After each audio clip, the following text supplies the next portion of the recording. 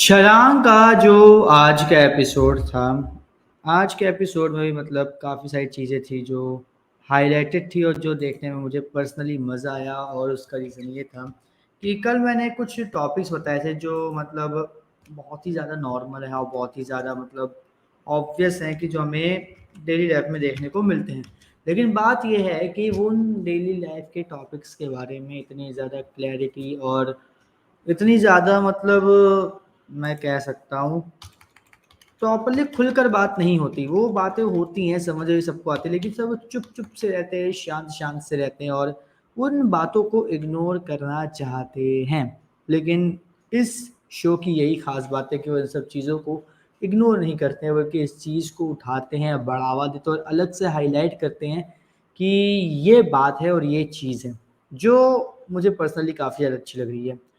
इसके बाद बात करें और भी जो चीज़ें हो रही हैं उसकी, तो भाई आज के एपिसोड में मुझे एक चीज़ बहुत ही ज़्यादा अच्छी और ये प्यारी लगी कि जो राधिका यानी कि झांसी या फिर ये बोले कि जो मेन कैरेक्टर है, प्रोटैगनिस्ट है मेघा रेखा, वो अपनी माँ से गुस्से में बात कर लेती है। उनके पापा जो क्या कहते हैं क्या कहते हैं झांसी के पापा हैं, वो भी बहुत ज़्यादा गुस्से में बात कर लेते हैं अपनी वाइफ से। यहाँ पर क्या होता है वो बिल्कुल अकेली पड़ जाती हैं और यहाँ पर उनके पास आती हैं उनकी सास यानी कि झांसी के पापा या फिर बोले राधिका के पापा की मम्मी या राधिका की दादी। वो आकर उनको कंसोल करती हैं, वो बोलती हैं कि क्या हुआ? फिर से मतलब होगी लड़ाई या कहा सुनी? तो यहाँ पे एक चीज़ बड़ी मतलब फ़ील सी हुई कि हम लोग अपनी मम्मी पे चिल्ला देते हैं, ठीक है? पापा से अगर किसी बात पे लड़ाई बहस हुई तो। उसके बाद हमारे पापा भी हमारी मम्मी पे चिल्ला देते हैं। अब हमारी मम्मी फँसी हम लोगों के बीच में। वो हम दोनों के बीच में इतनी बुरी तरीके से चक्की में पिस जाती हैं कि उनको खुद समझ में नहीं आता कि अब मैं क्या करूँ? कहाँ जाऊँ और कैसे अपने आप को मतलब एक्सप्लेन करूँ, कैसे अपने आप को मैं बताऊँ किसी के सामने कि भाई मैं क्या फ़ील कर रही हूँ। जो मुझे देखकर ऐसा लगा कि यार ये बहुत ज़्यादा मैं ऑब्वियस तो नहीं कहूँगा, लेकिन हाँ, ये चीज़ें फ़ील होती है कि भाई क्या बात है और क्या नहीं। चीज़ें ऑब्वियस सी बातें फ़ील होती हैं, क्योंकि चीज़ ऐसी हो ही रही है। और इसके बाद सबसे ज़्यादा मुझे अजीब और अच्छी बात जो मुझे एंड के एपिसोड में लगी वो ये कि एक नए टेनेंट की एंट्री होती है और उस टेनेंट में क्या होता है कि राधिका और जो उसकी दोस्त जो पहले से वहाँ पे रह रहे वो उस नए टेनेंट की वाइफ से मैच नहीं कर पा रहे थे। उनको समझ रहा था कि ये अलग ही है। थोड़ा-सा मतलब कुछ कहते नहीं है कि पैसों का कुछ होता है लोगों के अंदर कि नहीं भाई, पैसों की अकड़, वो चीज़ देखने को मिली और इस चीज़ को देख के राधिका बिल्कुल भी खुश नहीं थी एंड इसकी वज़ह से क्या हुआ, वो भी इतनी ज़्यादा मतलब घुल-मिल नहीं पा रही है इसके साथ।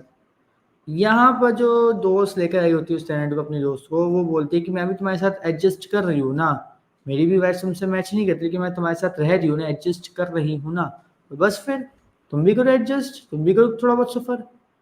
तो ये बात यहाँ पे एक मतलब बताती है कि अगर आप जी रहे हो और आप नॉर्मली लाइफ़ में सोच रहे हो कि सब कुछ बिना स्ट्रगल के, बिना किसी सफ़रिंग के और बिना जो आपकी विलिंगनेस है, आपकी जो वाइब से मैच नहीं करता, उस चीज़ से बिना इंटरैक्ट करे आप अपनी लाइफ़ में आगे बढ़ते चले जाएँ, तो सॉरी ये नहीं होने वाला, ठीक है?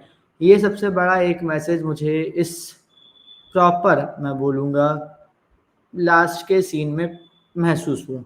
उसके अलावा एक और चीज़ होती है, एक वो चीज़ क्या होती है कि जो उसके बॉस होते हैं, वो वुमेन एम्पावरमेंट के ऊपर एक प्रोजेक्ट बना रहे थे, इसके बारे में मैंने कल भी बात की थी। तो आज क्या हुआ, आज वो बात सामने निकल कर आई कि भाई वुमेन एम्पावरमेंट कहते हैं, लेकिन एक्चुअल में ये लोग मस्ती कर रहे हैं, मज़ाक करते हैं, हँसी उड़ाते हैं वुमेन एम्पावरमेंट के नाम पर, फेमिनिज़्म के नाम पे फेमिनिस्ट बनते हैं, लेकिन बहुत ज़्यादा मज़ाक बनाते हैं। इनको हँसी आती है उन सब चीज़ों पर जिससे को हम लोग सफ़र कर रहे हैं। तो ये चीज़ें कहीं न कहीं बताती हैं कि जो भी मतलब बातें हैं, जो भी चीज़ें हैं, वो रियल है। लोग फेमिनिस्ट बोलते-बोलते बहुत ज़्यादा कुछ कर जाती हैं।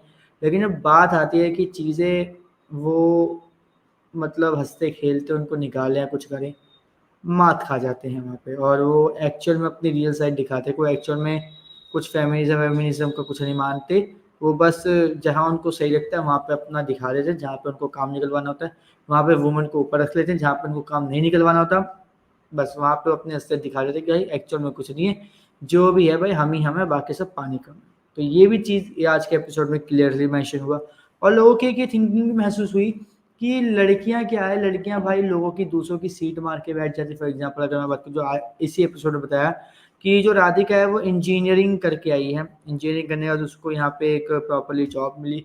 अब जॉब मिलने के बाद के जब मतलब राधिका की शादी की बात हो रही है, तो वहाँ पर क्या हुआ, ये बातें होने लगी कि पहले तो इसने एक इंजीनियरिंग करके एक इंजीनियर की जो सीट थी वो ख़त्म की। अब जॉब में आके जो एक एक्चुअल में कोई अच्छा कैंडिडेट हो सकता था, जो यहाँ पे मतलब अच्छी तरीके से और भी अपना अच्छा परफॉर्मेंस दे सकता है, कुछ टाइम कुछ साल दे सकता था इस मतलब ऑफिस को, इस चीज़ को, वो क्या है, वो अब यहाँ पे है ही नहीं, क्योंकि राधिका आ चुकी है। अब राधिका की शादी होने के बाद क्या होगा कि वो मतलब अब शादी करके निकल जाएगी। तो ये सब चीज़ जिस तरीके से हमें देखने को मिली, वो मतलब कहीं न कहीं ऐसी थी जो काफ़ी हद तक सही है और काफ़ी हद तक रियलिस्टिक है। बाकी भाई अब आने वाले एपिसोड में देखते हैं क्या होगा, क्या नहीं होगा, क्या राधिका की शादी होती है कि राधिका ने जो एक मतलब टर्म्स एंड कंडीशन रखी कि भाई मैं वीकेंड मतलब सैटरडे या संडे को ही मिलूँगी, जो भी लड़का आप बोलोगे जिससे भी बोलोगी उससे। क्या उस कंडीशन के बाद भी राधिका के पास लड़कों के रिश्ते आते हैं और क्या वो लड़कों से मिलने जाती है या नहीं? आने वाले एपिसोड में ही पता चलेगा। लेकिन जिस तरीके से शो चल रहा है मुझे बहुत ज़्यादा पसंद आ रहा है ये शो, और आप भी हमें कमेंट करके बताइए कि आपको क्या ये शो पसंद आ रहा है या नहीं? और इस तरीके के अपडेट से जुड़े रहने के लिए हमारे चैनल को सब्सक्राइब कर लीजिए, बेल आइकन को दबा लीजिए ताकि आपसे मिस ना हो हमारा कोई भी लेटेस्ट